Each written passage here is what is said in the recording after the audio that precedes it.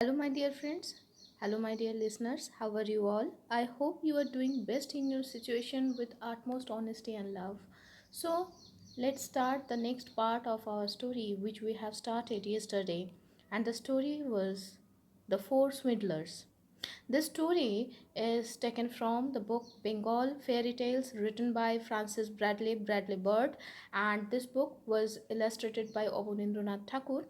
It was published in the year 1920, and so let's proceed into the next part. So till now we have seen that the four friends, they have decided to pinpoint four major families of the neighboring kingdom, and then so that they can do some swindles, so they can judge the wisdom, the maturity of the king of that region. So let's start. It was manifest, therefore, to the people of the capital that swindlers had found their way into the kingdom, and the king instructed the police to be on the alert.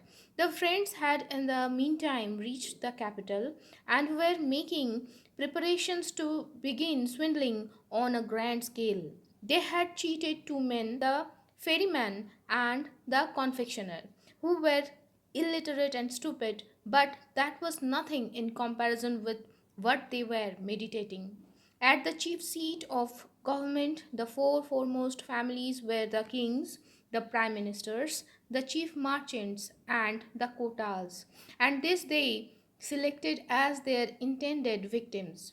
Each of the friends was to practice his art of deception on the family of equal rank to his own.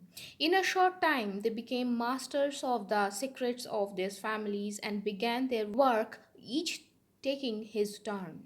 First came the turn of the Prime Minister's son. He, on inquiry, learned that his father's equal in the kingdom had a young married daughter, in the full bloom of youth and beauty, whose husband had never visited her after their marriage, with the object of playing her husband's part and thus defrauding her father of much jewelry and other valuables. The minister's son one evening called at the house of his intended victim and introduced himself as his son in law.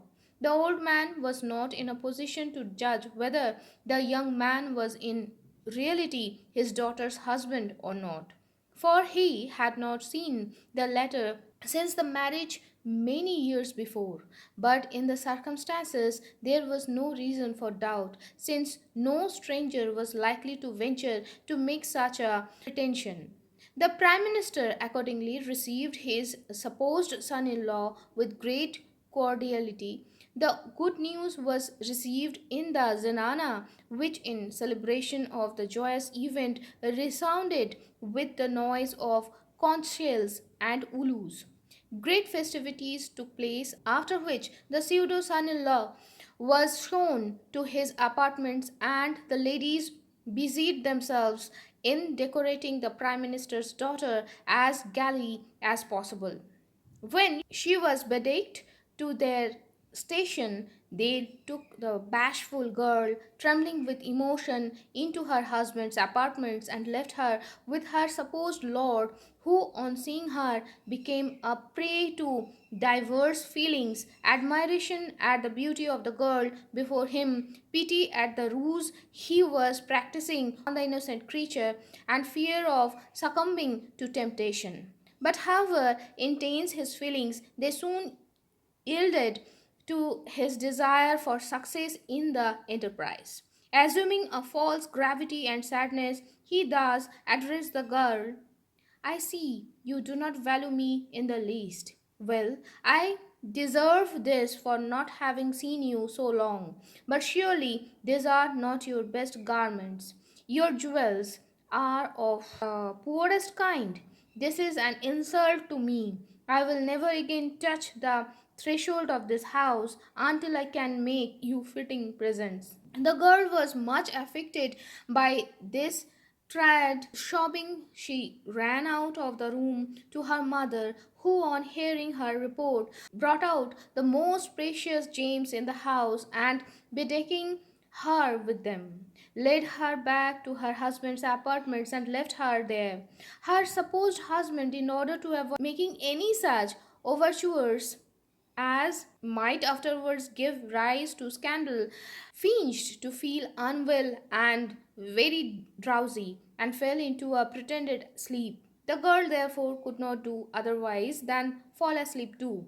It was during the small hours of the morning, when dead silence still reigned over the whole house, that the young man quietly rose up, removed the jewels and the rich clothes from the girl's body, and tying them into a small bundle, made towards the gate, and under pretense of some unavoidable and urgent business outside, deceived the guard and showed a clean pair of heels. Before dawn, he met his friends in the house they had hired, and they heartily congratulated him on the success of his adventure. The Prime Minister's daughter, on awaking and finding herself alone and bereft of her clothes and jewels, was thunderstruck. With a loud shriek, she fell into a swoon. Her parents hurried to her, and it did not take them long to see what had happened. On inquiry, they learned from her the full details of the case, and the Prime Minister hastened to the court with the information. He received the sincerest sympathy at having been so mercilessly robbed, and the Kotal was at once summoned, apprised of the affairs of the past night, and commanded to exercise great vigilance so that similar cases might not occur in future. The four friends were by no means cowards, and specially desired to make a prey of people prepared to oppose them. One of them, therefore, on the morning following the above incidents, called at the court in disguise of an astrologer, and after the set form of speech peculiar to professors of astrology, said, "O incarnation of justice, four dangerous men have entered your majesty's kingdom with the intention of committing mischief. Last night, one of them robbed His Excellency the Prime Minister. Today, again, one of them will try to make the chief merchant, Shadagar Mahashay, his victim. I reveal his secret so that your majesty may take means to thwart the wicked man's purpose." The king dismissed the fictitious astrologer with rich presents, and called on the Kotal to keep a special guard round the merchant's house. The whole city was awake, and sentinels paraded the streets, lanes, and bylanes. The prospective hero of the night, the merchant's son, whom we have referred to at the beginning of our story, was in the meantime making preparations to carry out his scheme of robbing the chief merchant in the city. Having ascertained that the man's old mother was a devoted worshipper of the god Shiva, to whom she had built a temple in the most unfrequented part of her son's extensive property, and whom she worshipped there every evening, he intended impersonating the god, and thus robbing her of everything valuable that she had amassed. A bull was secured, for the god was believed to ride only on an animal of this species, and having saddled it, our hero, when the shades of evening were approaching, got on its back, he himself being wrapped in a tighter skin, and smeared all smeared all over the body with ashes, since this was Shiva's usual habit.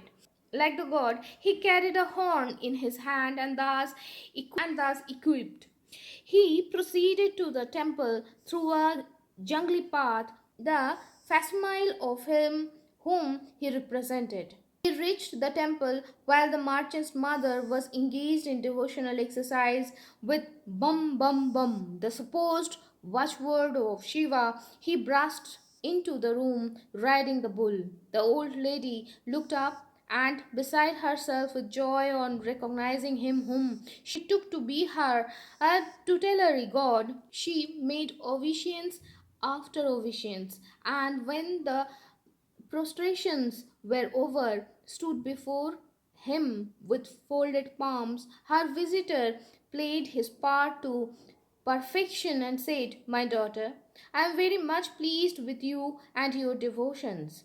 You are no longer to be left in this wicked world, and so I come to take you to Kailash, my abode.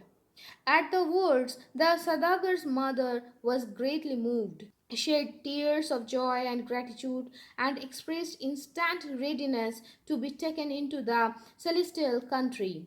The wily actor, in order to extort everything valuable his victim had, thus broke forth, "Oh, mother, it does not become you to go to Kailash without money or gems.